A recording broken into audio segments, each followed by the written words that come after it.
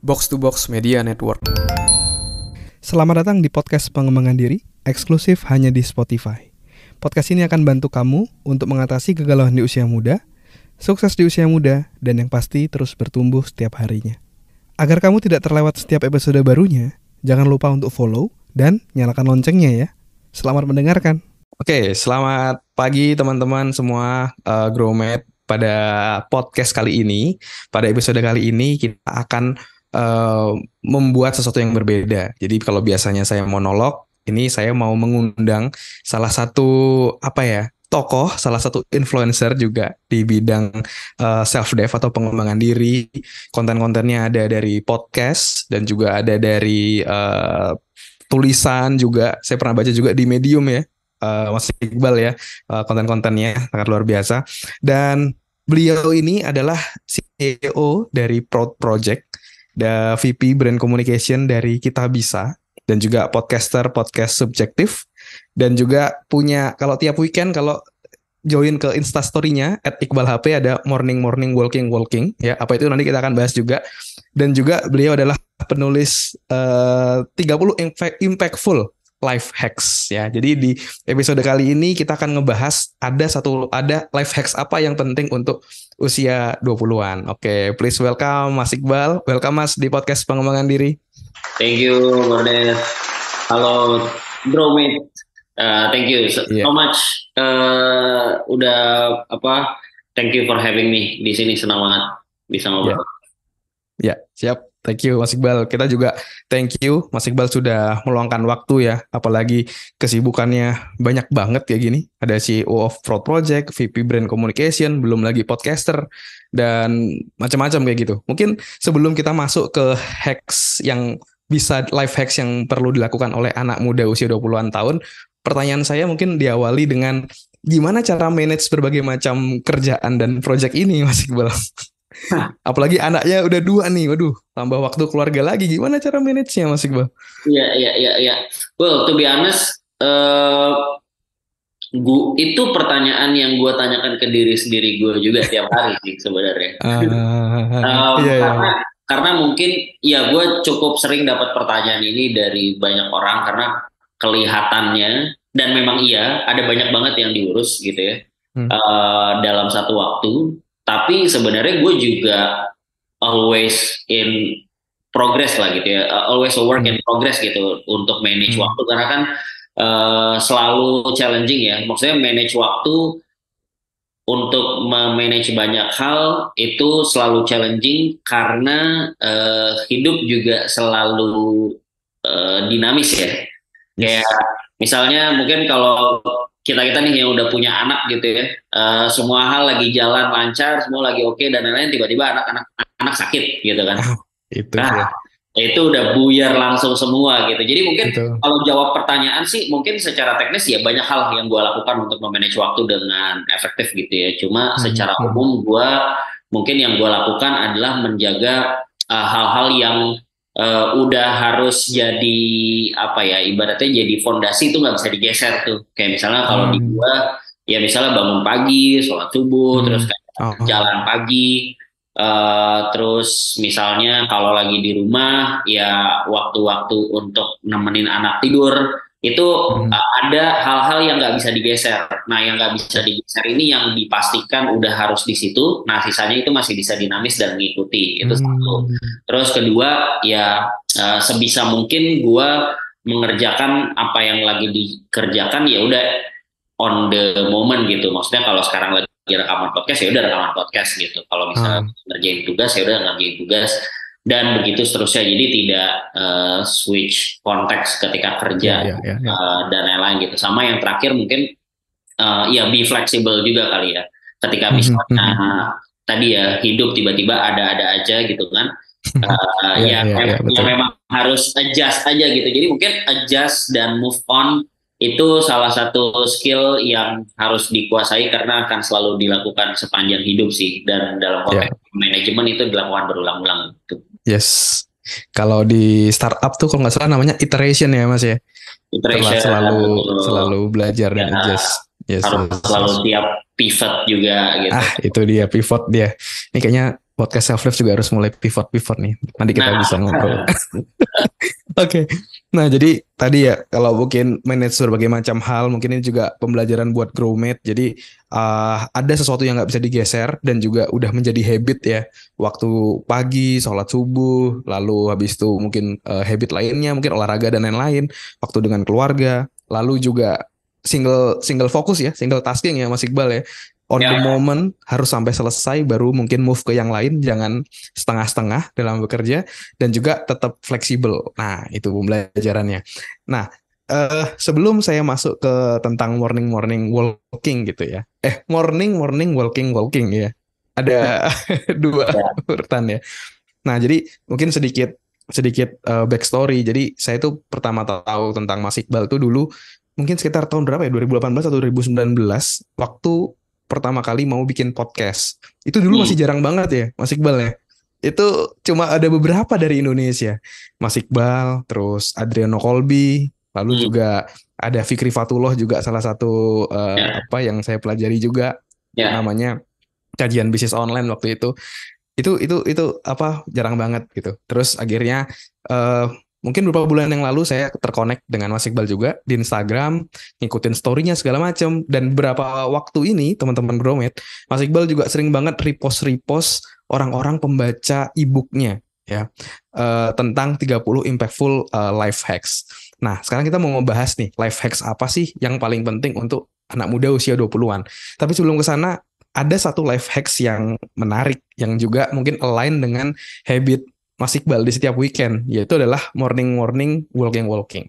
Ini ada di hack yang kedua, jalan kaki selama 15 menit. Ya, jadi mungkin kalau saya bacain sedikit, setiap pagi pergilah keluar rumah untuk berjalan kaki selama 15 menit. Nggak perlu aktivitas pagi yang ribet, cukup jalan kaki aja. Ini cara nulisnya juga enak ya teman-teman ya di e-booknya ya. Terus dilanjutkan lagi, morning walking. Nggak perlu bawa handphone, no podcast or music needed. Biarkan mata dan telinga kita mengamati sekitar. Biarkan pikiran kita berpetualang. Menghirup udara segar, terpapar sinar matahari, dan tubuh yang bergerak akan memberikan dampak positif buat tubuh dan mood kita. Nah, ini salah satu habit yang menarik nih. Nah, pertanyaan selanjutnya adalah, Mas Iqbal dapat inspirasi tentang morning walking ini gimana sih Mas backstory-nya? Akhirnya ketemu tagline ini dan akhirnya menjadi banyak juga yang niru juga ya tiap weekend. Iya. Awalnya sih sebenarnya emang gue itu emang selalu merutinkan olahraga udah dari lama gitu ya. Karena gue merasa olahraga tuh jadi bagian penting untuk membuat gue produktif gitu. Karena ya ada banyak risetnya lah ya. Intinya sih kalau dari banyak riset, intinya ya kalau lu mau otak lu bergerak dengan lebih oke, ya lu harus gerakin badan lu gitu. Kalau lu gerakin badan lu, mungkin oversimplifikasinya adalah kalau lu gerakin badan lu, aliran darah jadi lebih lancar, lebih banyak darah yang ngalir, pergerakan darah ke otak lebih lancar, ya udah otak jadi lebih fresh untuk berpikir, untuk bekerja dan lain-lain gitu. Nah, jadi gue udah lama merutinkan olahraga. Nah, tapi memang olahraganya sering ketika merutinkan ini banyak rasa terpaksa gitu, karena tidak terlalu enjoy, karena mungkin gue mencoba memaksa diri gue untuk olahraga yang berat-berat gitu, kayak misalnya nge-gym atau lari, itu buat gue berat gitu. Mungkin buat ada orang-orang yang memang udah rutin lari gitu ya, mereka seru gitu, tapi buat gue berat karena capek, ngos-ngosan. Dan jadinya lebih setelah selesainya tuh lebih berasa tersiksa daripada enjoy-nya gitu. Nah, sampai akhirnya gue kalau di buku Atomic Habits kan, kalau lo mau melakukan habit lo harus sesimpel mungkin, segampang mungkin, se-obvious mungkin gitu kan. Yes. Dan rewardnya secepat mungkin bisa lo dapat sehingga lo jadi latihan untuk melakukan lagi. Nah, gue merasa itulah, daripada gue maksa-maksain diri so-soan keren-keren lari, udahlah gue jalan aja. Dan jalan pun juga nggak harus berapa kilo gitu. Misalnya tadinya sempat tuh yang pakai Nike app gitu, kayak atau pakai diukur ya. Diukur kayak gue harus 1 kilo nih, harus berapa kilo nih gitu-gitu dan segala macam. Tapi lama-lama gue ngerasa tersiksa sendiri. Akhirnya ya udah, yang penting gue jalan keluar. Yang penting gue keluar, gue selesai, ya udah gitu. Nah lama-lama gue menemukan pola ternyata yang cocok buat gue tuh 15 menit gitu. 15 menit tuh 15 menit. nggak terlalu lama, nggak terlalu sebentar, cukup lah untuk gue ada 1-2 bulir keringat keluar gitu ya. Dan itu udah satisfying buat gue. Nah jadi gue udah rutin lama melakukan hal tersebut, jalan pagi tiap hari 15 menit, terus sampai gue ngerasa random aja sih, satu hari gue random kayaknya ngeposting aja gitu. Kan lo kenal juga kan si Randy kan suka tuh Randy himself kan dia suka ngeposting konten sporty yang gue minta. Sporty yang gue minta. Ya bercanda-bercandaan aja gitu. Nah gue kayak random aja gue posting juga gitu. Nah waktu itu morning walking, pagi-pagi jalan-jalan gitu kan. Oke, pagi-pagi jalan-jalan itu asal-usulnya ya. Itu asal-usulnya. Sebenarnya sedangkal itu saya tidak punya kedalaman. Tapi ya udah habis itu rutin. Dan gue ngerasa kayaknya ya udahlah ini jadi habitnya aja. Maksudnya habitnya adalah jalan, habis itu posting. Nah ternyata dari situ banyak yang ikutan juga gitu, banyak yang lihat inspired juga. Terus ya udah jadi gue nge-reposting juga. Ya udah nih jadi kayak somehow gue ngerasanya kayak kita gerak bareng lah, kayak komunitas bareng atau kayak movement bareng gitu ya, seru-seruan aja sebenarnya gitu. Iya. Tapi itu tiap weekend aja atau tiap weekdays juga jadi habit? Misalnya besok pagi. Sebenarnya tiap hari selama gue bisa gitu. Jadi selama gue harinya sedang normal, gue akan jalan pagi pasti gitu, nggak hanya weekend. Cuma nggak setiap gue jalan juga di posting sih gitu. Paling yang cukup rutin ya di weekend gitu. Kalau weekend pasti di posting atau lebih sering di posting gitu. Iya. Dan ini ada satu kalimat yang menarik di e-booknya Mas Iqbal, yaitu adalah biarkan pikiran kita berpetualang, ya. Biarkan mata dan telinga kita mengamati sekitar. Jadi mungkin ini ada satu kayak efek meditasi juga mungkin ya, ketika kita coba kalau istilahnya itu mindfulness ya Mas ya, benar-benar hadir, be here and now. Terus pikiran kita melompat ke sana ke sini dan kita coba fokus lagi sama sekitar kita dan sering kali kita mendapatkan aha moment ya, lebih clear gitu pikirannya Mas ya. Dapat inspirasi, dapat apapun itu. Apalagi Mas benefit yang biasa Mas rasakan? Iya, nah tadinya tuh sebenarnya gue ketika jalan itu gue berusaha produktif juga gitu. Gue pasti selalu pakai headset sambil dengerin podcast gitu. Kayak gue setiap dengerin podcast supaya waktunya produktif juga dan lain-lain. Sampai akhirnya terus gue mencoba udah deh nggak usah bawa itu. Gue bahkan awal-awal sebelum posting itu gue nggak bawa HP juga gitu. Jadi beneran nggak bawa apa-apa. Terus jalan aja. Nah benefitnya ternyata emang mungkin gue baca-baca banyak artikel juga setelah gue merasakan sendiri gitu ya. Terus gue nyari penjelasannya gitu.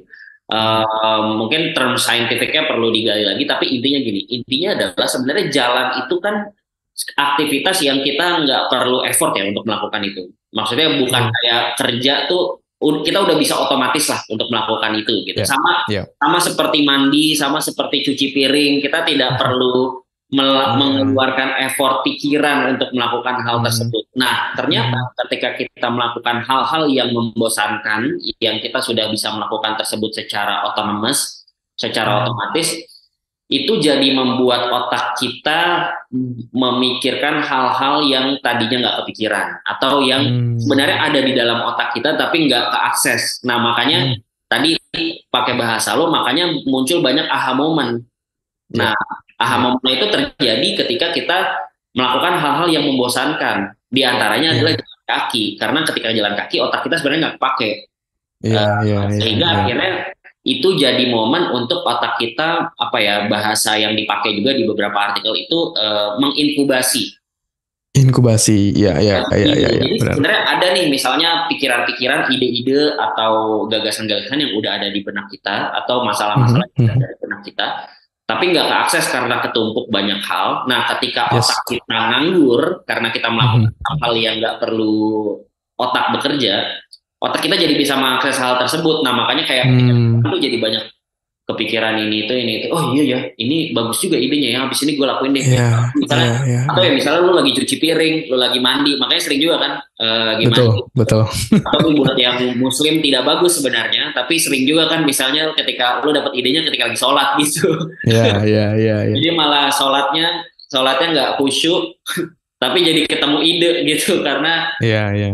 karena kita melakukan hal-hal yang mungkin udah sering dilakukan, jadi otak kita nggak perlu effort untuk hal tersebut, sehingga otak kita mengakses atau bekerja untuk hal-hal lain. Iya. Gitu.